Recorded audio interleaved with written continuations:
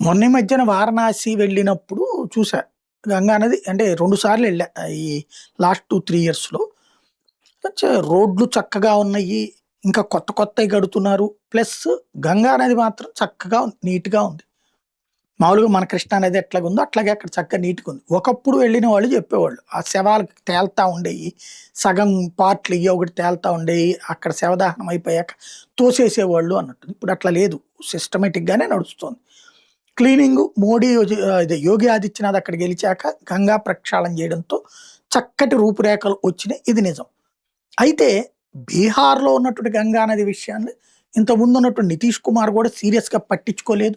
ఇప్పుడు ఆ గంగా నదిని క్లీన్ చేసే కార్యక్రమం టోటల్‌గా 126 కిలోమీటర్లు గంగా నది పరివాహక ప్రాంతం మొత్తాన్ని బాగు చేయడానికి గాను మెరైన్ డ్రైవ్ కోసం 70,000 కోట్ల రూపాయలు కేటాయించారు.